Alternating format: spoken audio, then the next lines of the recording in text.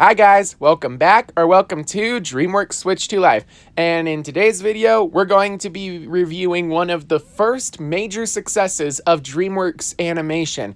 That of course being the first Shrek movie. Now the main reason I'm doing this today is to tell you guys that Shrek 2, which is considered one of the best sequels of all time, is celebrating its 20th anniversary by being re-released in theaters for the next week, starting today. Now, I don't get why they're doing it this week, as it was actually released on May 19th, 2004, but well, at least it's getting re-released in theaters, so we should be happy about that. Along with this, it's actually DreamWorks' highest grossing movie, but despite that, it still hasn't managed to reach $1 billion at the box office, but it's so close. So let's see if we can actually get it to that point. But with that in mind, before we can discuss Shrek 2, I want to discuss the first Shrek movie, and for those of you who haven't seen it, you have kind of been wasting your life. Shrek is definitely one of the best movies that has ever been released, animation or otherwise, and it's really clear if you go and see it for yourself. It's kind of a spoof on fairy tale, and it's honestly just so good that this was my favorite childhood movie growing up. In fact, I would say that as a kid, there was not a single day that went by where Shrek wasn't playing on the TV. Honestly, I'm kind of upset that I never saw a Shrek movie in theaters, so I'm glad that I finally get the chance to, but, you know, I'm even more excited for the chance when Shrek will continue with the fifth movie. But we're not talking about that, we're talking about this first movie.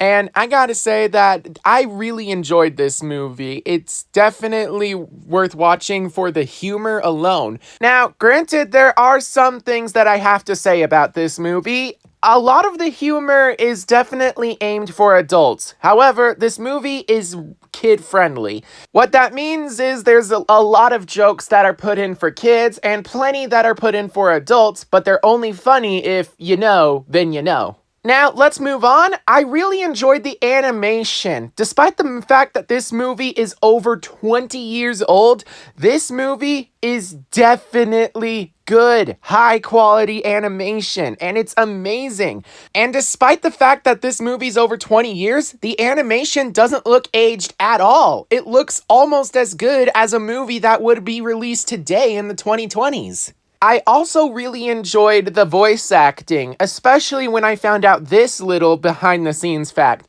It turns out that when Mike Myers recorded the lines, he did it with an English accent, but after a while, he didn't like how that sounded, so he decided to re-record every single line in a Scottish accent so that Shrek would stand out. And that really shows the care that Mike Myers has for this character. I also really enjoyed the voice acting of Eddie Murphy. He was awesome. Same thing with Cameron Diaz as Princess Fiona. And I also really loved the sound design for this movie. And I hate to say it, but I can't describe how good the sound design is without getting copyrighted. So I guess we'll move on to the music. And both the music that was like background for this movie and of course the music that was like pop culture references in this movie was awesome. By the way, did you know that Shrek was actually the first animated movie to have its scenes be made with pop culture music in mind? And that's really cool. No scene cements this better than when Shrek is beating up a bunch of guards to the tune of Bad Reputation. But honestly, another fun fact, I'm a Believer was actually just a filler song until they decided to keep it at the end of the movie. And since then, both I'm a Believer and All Star have gone on to become famous for being Shrek music. You literally can't hear these songs and not think of Shrek. Really, it's honestly no wonder why Shrek has gone on to basically become the mascot of DreamWorks Animation. But with that in mind, what makes this movie so good? I'd say that it's mostly dumbed down to its humor, its choice of music, but above all else, its story. So the story is a bit of a twist on fairy tale lore as it centers around an ogre named Shrek. So, Shrek, being an ogre, lives in a swamp, and he's basically viewed as a monster by people, and he's come to accept that, and he actually likes it when people treat him like a monster and run away from him in terror. He likes his privacy. This is the part where you run away.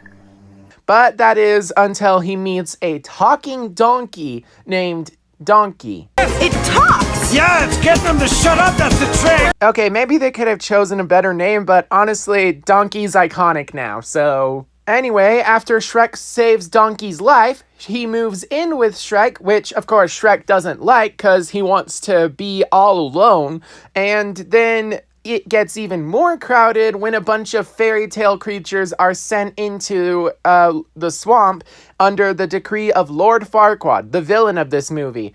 He huffed and he puffed and he signed an eviction notice. Essentially, Lord Farquaad is a king of Duloc who essentially doesn't like fairy tale creatures so much that he banishes them and just sends them to live in a swamp. So, Shrek, now forced to hand over his swamp to these fairy tale creatures, goes on a quest to confront the king of Duloc so that he can get his swamp back and force these fairy tale creatures off of his land. So, what's really important to know about Lord Farquaad is that he kind of took over the kingdom, which means that he's not really a king. Thelonious.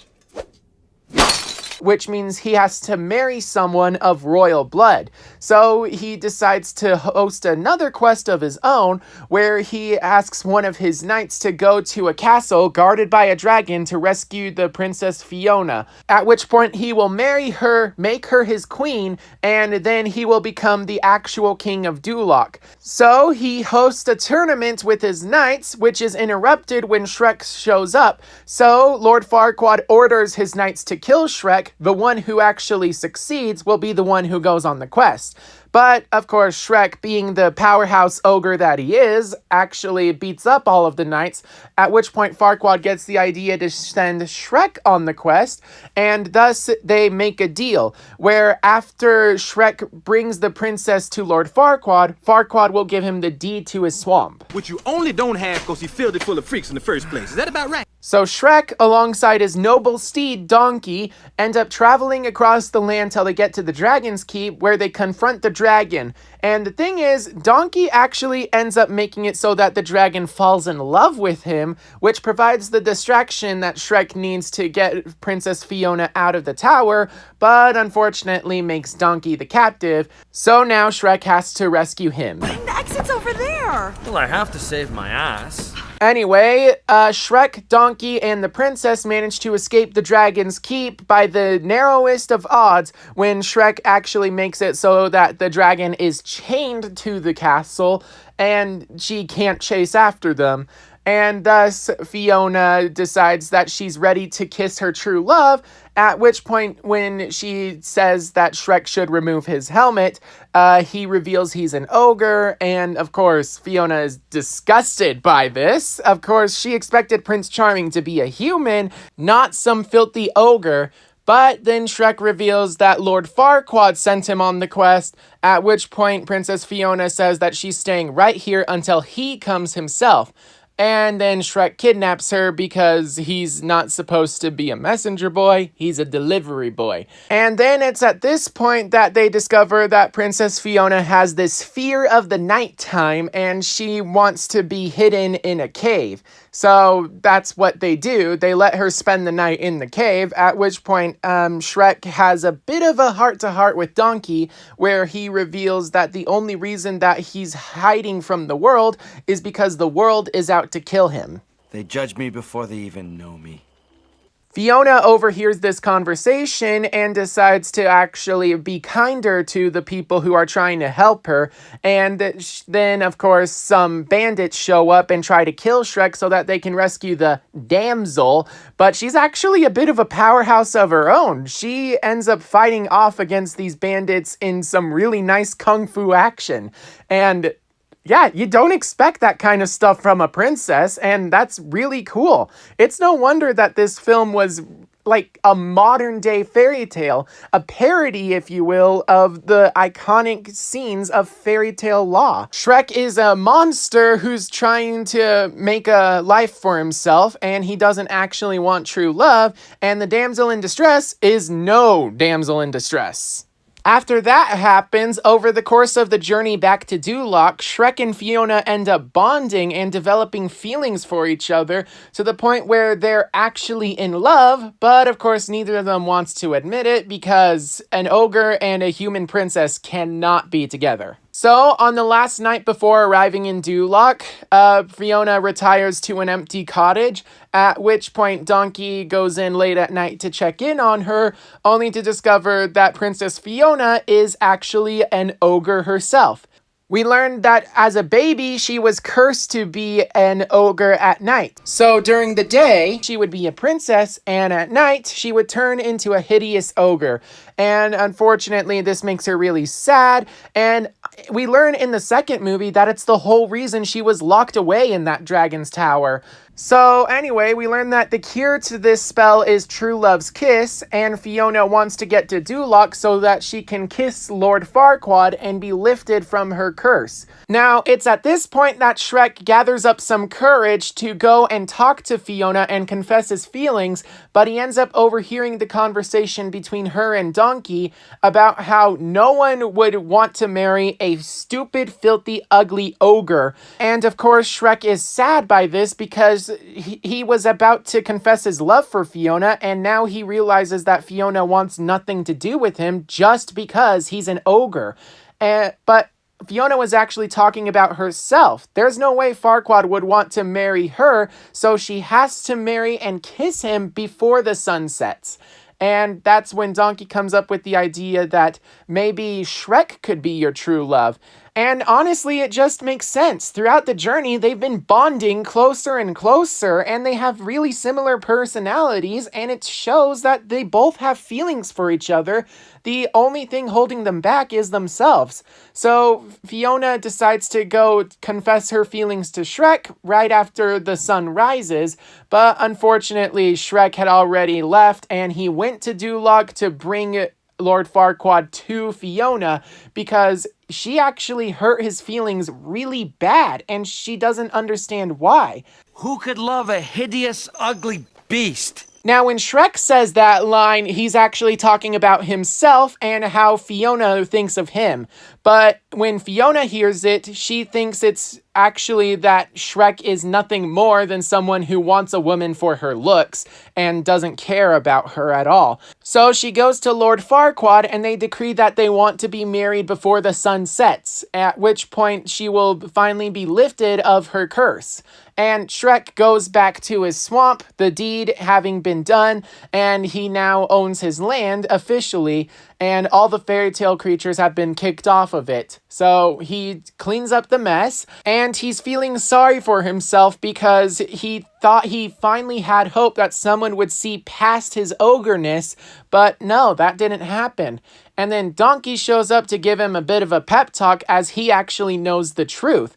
He knows that it's all just one big misunderstanding, at which point he reveals that Fiona wasn't talking about Shrek, she was talking about someone else. Of course, he doesn't give away that secret about who she was talking about, but this actually gives Shrek a little bit of hope to the point where he actually decides to go and crash the wedding and confess his real feelings to Fiona. But then he realizes that he doesn't have a way to get to the wedding in time, at which point Donkey whistles and calls over his new girlfriend, Dragon. Actually, fun fact, we eventually learn that her real name is Elizabeth, but throughout the franchise she goes by Dragon. Anyway, with the ride secured, Shrek storms into the wedding and confesses his feelings for Fiona, making an entire scene, at which point Fiona actually decides to forgive Shrek for hurting her feelings, and then she ends up showing Shrek her curse by letting the sun set, and she turns into an ogre. That explains a lot. Unfortunately, Lord Farquaad basically just attacks both of them simply because he hates fairy tale creatures, even though technically at this point he's actually a almost married to one because the wedding didn't finish, but he says it finished, and he essentially becomes king of Duloc. But it's at this point that Shrek makes Dragon break through the windows, at which point Dragon eats Lord Farquaad and thus ends his reign of tyranny. And then Shrek and Fiona finally share true love's kiss, and the curse is finally lifted. But she's still an ogre, which is actually kind of saddening for her. She's supposed to be beautiful, but that's when Shrek says, "You are beautiful." Honestly, this movie just has one of the most wholesome romantic relationships I've ever seen in anything. Yes, during their later movies, they do struggle a bit, but this one movie, it's really a heartwarming and wholesome story, and it proves that Shrek and Fiona are meant to be together, and I just love that. Anyway, the movie ends with Shrek and Fiona getting married, and they're about to leave for their honeymoon, and the wedding party celebrates to the song of "I'm a Believer," and thus ends the first Shrek movie, setting up one of DreamWorks' biggest franchises ever, and definitely their most popular. One thing to know about this is that this wasn't just a random successful movie that grew to become a franchise. DreamWorks wanted this movie to become a franchise before it even began development, and that's really cool. And it became so successful that it got 4 movies with a 5th on the way, not to mention 2 spin-off Puss in Boots movies and a Puss in Boots TV show, alongside 11 different short films. Now, I really enjoyed the Shrek film, and apparently a lot of other people did too. To this day, it's one of the most beloved animated franchises of all time, and it was a real game changer for the cinematic history. But what did you guys think of this movie? Make sure to leave your thoughts down below in the comments. And if you haven't already, make sure that you go and purchase your ticket for Shrek 2 so that we can help get that movie upwards of $1 billion. And that would be really awesome. But if you really want, you can also check out my video down below in the description where I discuss my personal predictions of how they could do Shrek 5. Also, please make sure that you like and subscribe so you can keep up to date on all things DreamWorks, including when I post my review of the next Shrek movie eventually. Until then, make sure that you're staying safe out there, and I will see you all in my next video. Bye bye. Let's do that again! No!